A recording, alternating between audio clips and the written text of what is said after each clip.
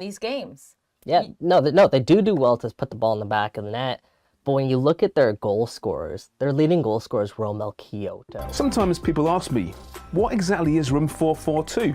So I tell them, it's a place for friends to meet to talk some footy. I'm so With sick you, of the it's Ronaldo. Spain, Barcelona, What's or going on nothing with else. I Portugal? can't What's stand going it on with anymore. Manchester I'm sick United? of it. Room 442.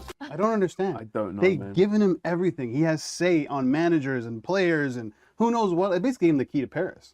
And he's still not happy, which is, it's so strange to me. And now it sounds like, based on rumors, that he actually might be leaving in January to Real Forget Madrid. Champions Leagues. Forget, How did this turn into Premier Ronaldo League. hate? Enough with the Ronaldo hate. Ballon d'Or, that's the only one that matters. No, it's funny though. I've spoken to so many players who are talking about end of season awards and they give them the ballots. And some of these guys, Danny Dickey would tell me at QPR, he would give his ballot to the kit boy. He isn't happy with the way the season went, and I can't imagine that Vanni Sartini will be either.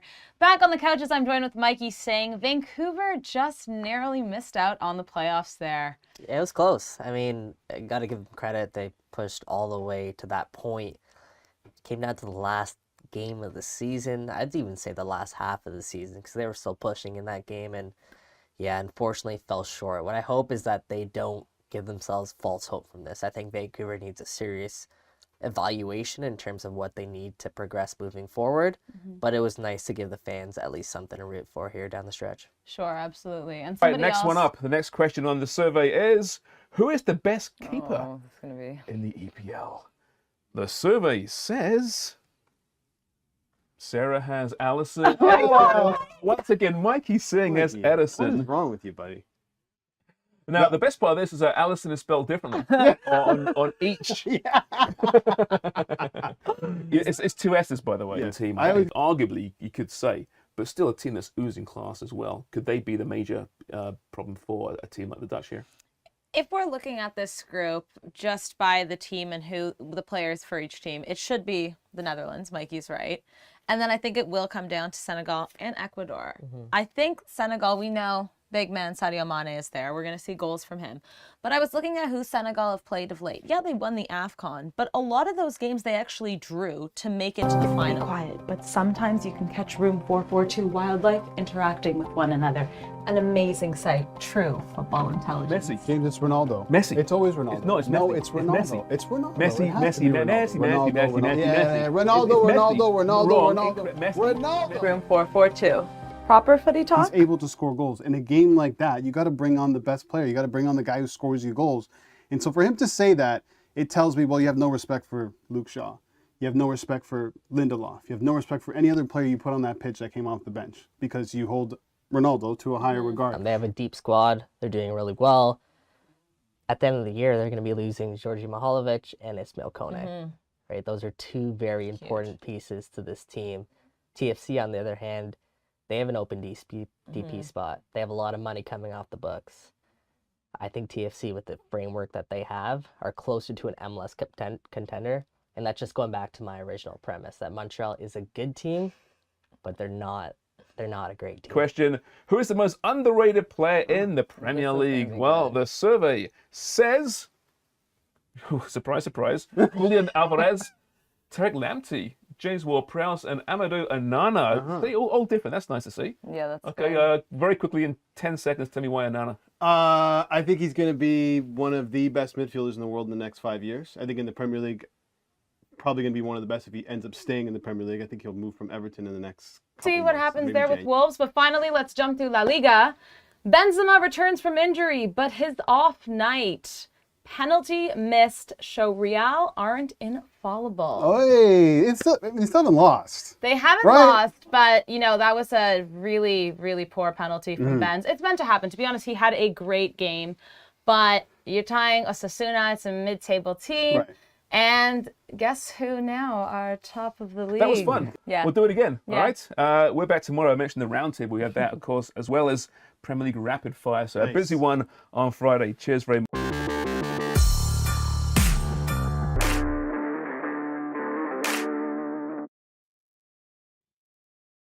Welcome into room 442, day 3 of the World Cup, and the drama has officially begun. Albert Vartanian, Mikey Singh, James Sharman, and myself, Sarah Pararia. And the big news is Group C, guys. Argentina lost to Saudi Arabia. Mikey, what are we taking away from this game right now? Are you nervous for Argentina? I am not nervous for Argentina, and the reason being is that they caught a break later in the day where Poland and Mexico drew, and that leaves the door wide open for that group. So, you know what? If you look back at that game, Argentina had so many chances. What was it? 3 goals that were called back. You look at the expected goals, and you play that game again and again and again, Argentina's winning that game. So, you know what? In tournament football, maybe you need to have a wake-up call early on. You know, it came at the expense of what should have been their bye against Saudi Arabia, but maybe this will bode well for them moving forward. So, yeah, I'm not ready to hit the panic button just yet. James, let's talk about those offsides, because we're talking about, like, inches. Yeah, but they were because of the Saudi Arabian high line. Right. Right? It was because of them. They The played trap that great they defensive played. football. And Right. Lautaro Martinez in particular, that sounded pretty good, didn't it? Lautaro Martinez, in particular, just couldn't figure it out, right? And they were good calls. They were offsides. There was that one call with just his arm. And Yeah, the rest of shoulder his being- body was That offside. was Probably odd, should've that been one, offside. yes. That was- Yeah. Yeah, I But don't know. VAR's never wrong, right? It's Yeah. never wrong. So, you know, in that case, we shouldn't be complaining about it. But listen, I thought the Saudi were fantastic in this match. That second half, this Argentine team quit. Yeah. I've never seen an Argentine team play with so little passion. And this is a team that should be used to aggressive football because they play in the most aggressive region of world football in CONMEBOL. So I give the Saudis all the credit in the world. That was some match and some performance. I was surprised that they stuck to the high line for so long, even in the second half. And Argentina was getting in behind, but obviously those offsides kept getting called on them. In the second half, they stopped getting in behind. I don't want to say they quit, but they definitely, their performance dropped quite a bit. Quick, maybe. Yeah. I mean, they had no interest at all. By the end of it, they're throwing long balls in the box. It There ended was up no one there. being old school Messi ball. Give me the ball and let me try and make something happen here. Exactly. And of course, all the focus is on Messi. Of course. It's all his fault. He actually played quite It's well, I not, thought. yeah. Right? It's always the case. This is All the always what spotlight. happens with Argentinian 4 players, fans, by the though. way, in that starting 11 for Argentina, 34 plus. Which is the Otamendi, first time that's Yeah. Di happened. Maria. You can call it experience, but Yeah. I mean, there's some But that's old a age there. 36 match unbeaten run. Yeah. And- Snap. And to think Italy, not in the World Cup, are sitting at home thinking, well, Oh, we got it now. we've still done it, boys. Really quickly, I just want to touch on the second goal by Saudi Arabia. Alda, I don't want to say his name wrong. Aldo, sorry, I probably did anyways. What a goal. Goal of the tournament so far. It was Messi-esque. It was almost ironic that he scored such a goal like that against Argentina. It was a really nice goal. I think you're right. Probably the goal of the tournament. We saw a really nice one in the Australia game against France. I think Australia's opener was pretty nice, but it And has. Saka's volley was pretty nice too. Well, Biased, it was. maybe. It was a nice goal. Yeah, it was. No, it was. It Bellingham's was. header. Just These every are all England English goal. players. A It's lot, not a lot of the English times, it's not just the goal, right? It's what the goal means. Yeah. So I think the style of the goal, how beautiful it was, just the way he hit it, and how he dribbled in between some defenders, and The occasion. And That's, the that's the occasion. great debate, though, isn't it? What makes a great goal? What percentage is it actually the goal itself, the technical goal, or the occasion? You know, yeah. I think it's still the first round of the World Cup. Yeah. The occasion. Guys, really quickly, I just want to move on to Poland and Mexico. Not as exciting of a match, but we saw Guillermo Ochoa rescuing Latri, saving a penalty from Robert Lewandowski. Yeah. This man shows up to the World Cup every single time. Not Robert Lewandowski. No. No. Yeah, no. I bet him any time to score, so I'm like, oh, this is coming in Oh, for come sure. on. But we talked about this while previewing the World Cup. If Mexico's going to have any chance, it's going to be on Guillermo Ochoa's shoulders. And he showed us once again that that's the reason why Mexico continue to stay into these tournaments and why most likely, I know this is kind of a bit of a stretch, but I'd like Mexico to go through. I just love the makeup of their team defensively. And, you know, going forward, Chucky Lozano looked pretty good. I know He's they're missing some so strikers good. there, but they look really good. Yeah, Tata Martino he needs Mexico to advance just for his job, in my opinion. But they always advance. Always. They look great. No, they have a great Losing around chance to do 16. that. Yeah, so they're going to be advancing, right? No, but you know what? Looking at that game, I would probably say Poland was the better team. I don't know. Would you I guys don't agree think with so that? at No? all. They were so negative, though, right? I mean, Yeah. Lewandowski, aside from the penalty and that infraction, I mean, he was on an island. He was Yeah. invisible. Yeah, I mean that game in particular just had no scoring No, chances it was from a terrible game. either team. Worst game of the tournament so far. Ooh. Well, let's see, because Saudi Arabia is going to go head-to-head on Saturday the 26th against Poland, and Argentina will be taking on Mexico, which I know we will all be glued to our televisions.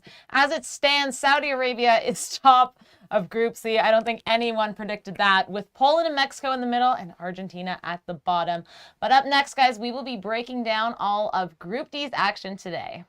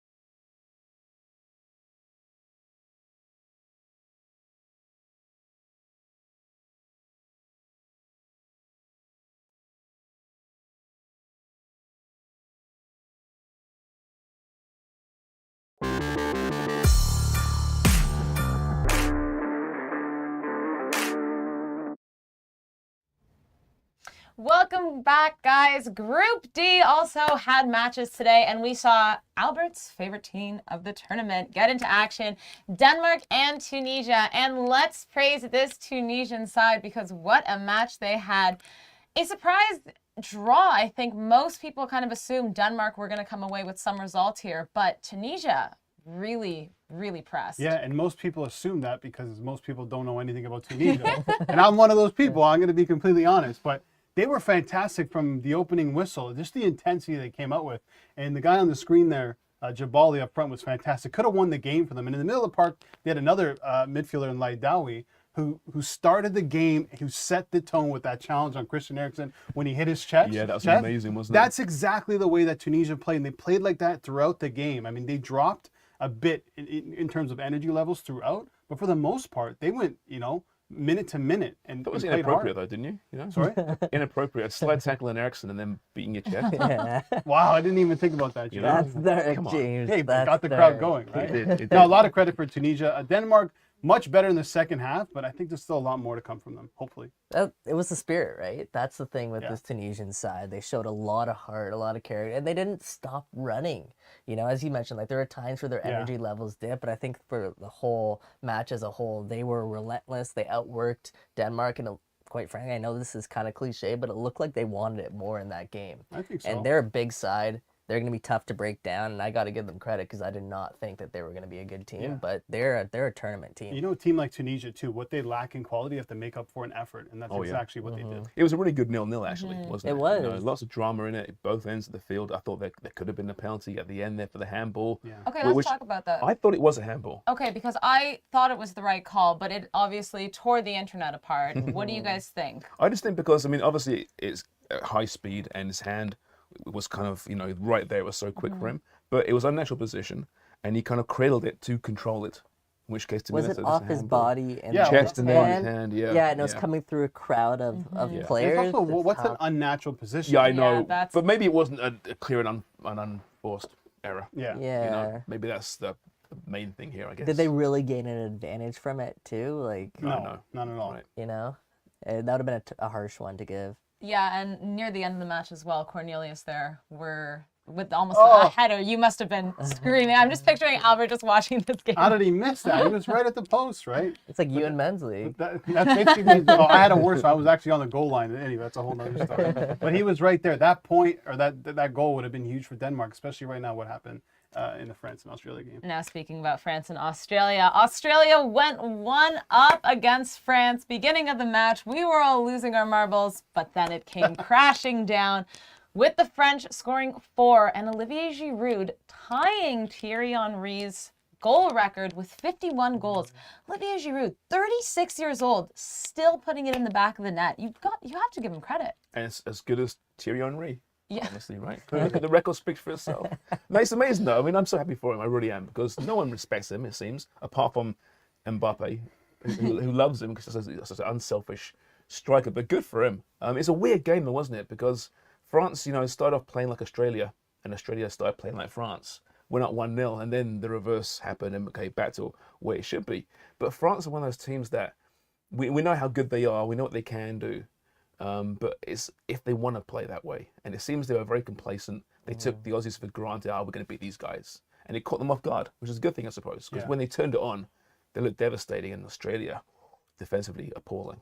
Another injury, too, for Lucas Hernandez. Yeah. But back to Olivier Giroud, you're right. He does deserve a lot more respect. I mean, when he was at Arsenal, he had a pretty good career. He won an FA Cup there. Then he goes to Chelsea, wins a Champions League. He's won a World Cup with France. What else does this guy need to do? Now he's tied with Titi for one of the all-time scorers for France. I mean, that's a pretty big resume. And also tied for the Golden Boot right now with Saka, Taremi, Valencia. Everyone has 2 goals that I just mentioned, so it'll be interesting. We will see. But I have to deter from the World Cup a little bit, and it pains me to say this.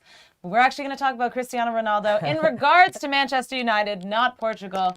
Breaking news was that today, Manchester United and Cristiano Ronaldo have parted ways. The contract has been terminated.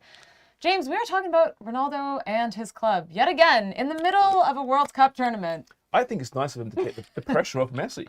Yeah, no kidding. Maybe a bad day. Don't worry, son. I've got you covered. Yeah. Like a big, take the spotlight off. No, I mean, listen, we knew this was coming for a while. It's not a surprise, but when it happens, still, it's okay. So what's next? He's a free agent. And it's just like Ronaldo to have a great World Cup and to get that, backing and get a big move somewhere where he wants to go.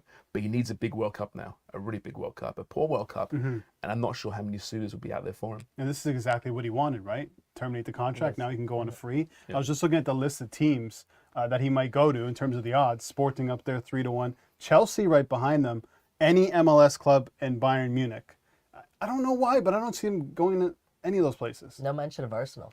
No. No and mention you of think Arsenal. he was kind of lining up a move in that Piers Morgan interview. You never know. You sprinkle a There's little no good way faith. Arteta would allow that. Oh, come no on. chance. Why that Man. there's a He tight complimented Arteta in the actual in the interview. Well, so have I a number of times. Do you I'm guys, not do joining you guys see Arsenal. him staying in the Premier League? I can see Chelsea just because Todd Bowley's arrived, this big brash American who wants to sell shirts and get the Chelsea brand around the world, and that's a good vehicle for that. It'll be the wrong move footballing wise. What about Newcastle? Yeah, that's interesting. But it kind of doesn't fit what they're trying to do right now. No, again, it's branding. They would sell so many shirts in Newcastle. Oh, man. And they can pay him afford what his he wants to, contract, right? Yeah, exactly. Yeah, that's a really Mikey, good point. As a Man U fan, are you happy that this is finally dealt with?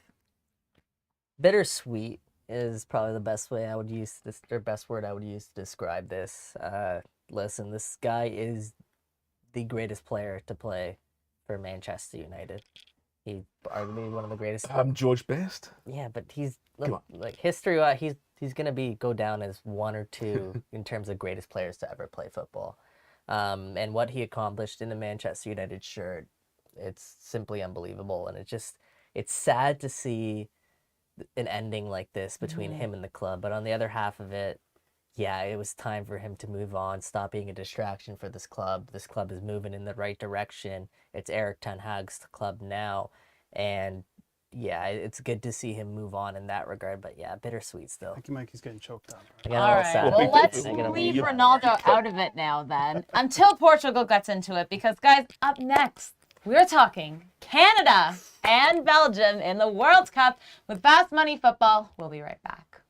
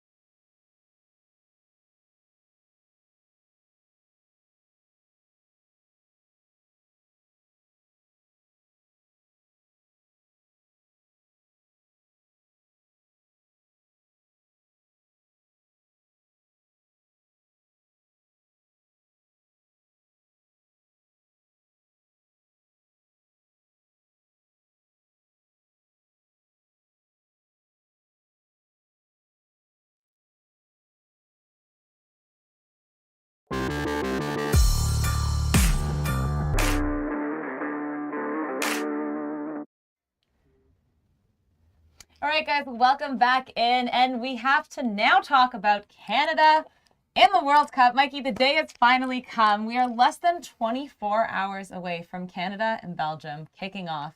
Are the nerves flowing? I'm so nervous, and it's honestly, it's surreal, right? I don't know how to put this moment into words, what it means for Canadian soccer, the journey to get here. I mean, I have a guy sitting next to me right now that could probably do that a little bit more justice, considering what he's gone through watching this team, James. You know what? We saw Wales play yesterday, right? And that's their first World Cup since 1958. And this is a soccer nation in Wales. And we saw the passion on their fans and the tears in the stands and when they belted out the anthem. And it did make me think about Canada.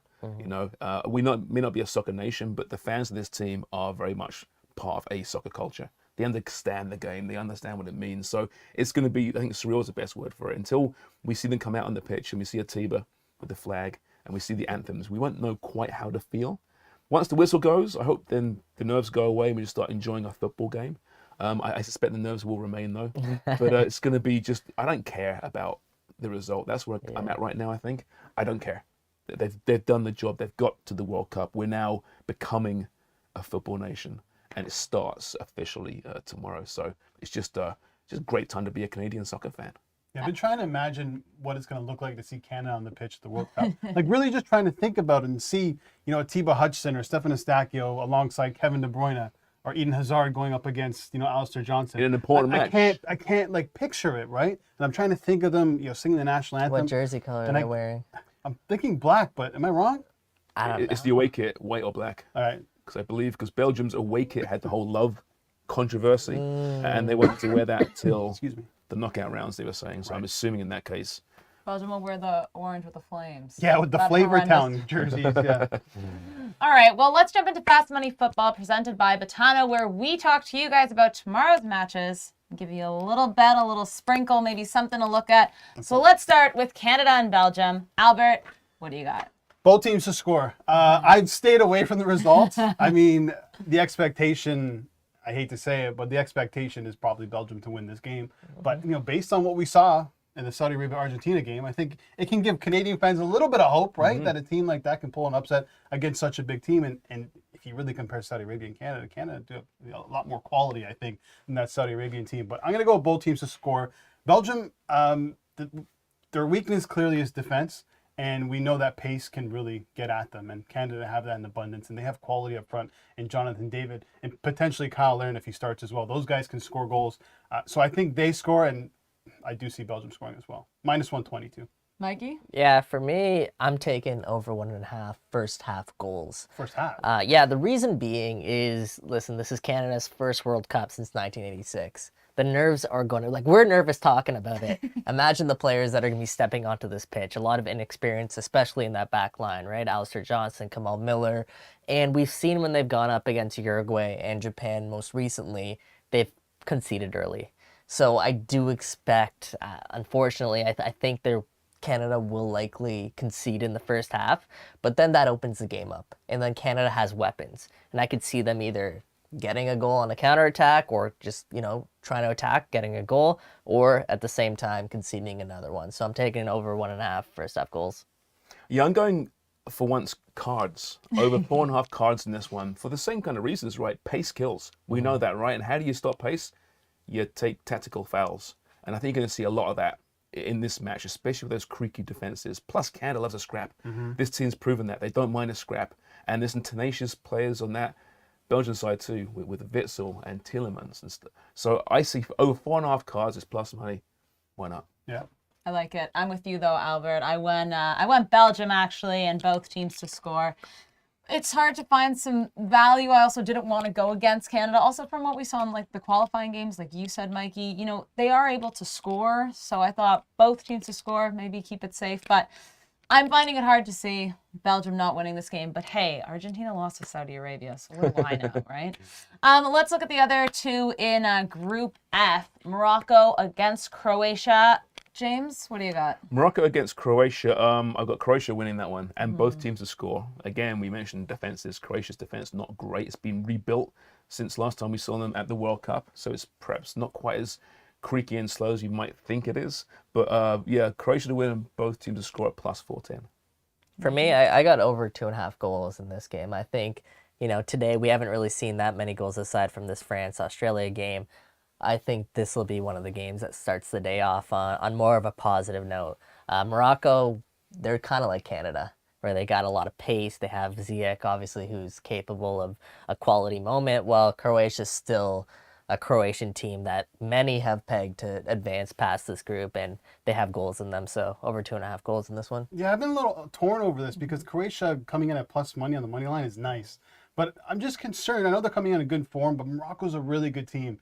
And I have a feeling Morocco's going to take it to them rather than showing them too much respect. So I think they can cancel each other out. And the plus 220 at the draw looks pretty good to me. Honestly, I took Croatia on the money line because I thought the value was good. But there is something about this match that I am so uncertain about. I think it could go either way, but I'm hoping it'll just be good football. Looking into Group E, Germany, Japan. I think Japan are going to score on Germany. No, I'm taking Japan to score, Germany to score, but I think Germany will come out winners on top. But I think Japan will sneak one by them. Mikey, what do you think? Yeah, I actually think it's going to be a tight scoring game, and I took the under 2.5 goals in this one. Before Japan faced Canada, they had a run of 5 straight clean sheets, and they only suffered 1 loss in the calendar year, and that was a 1-0 defeat to Brazil. So this is a team that doesn't concede very often. And I think when you look at Germany, do they have that number 9 still? I don't know. I don't know if, there's no more Miro Klose, Or Miro Klose? Yeah. Miroslav. Miro. Yeah. Okay. I'd think back for that one.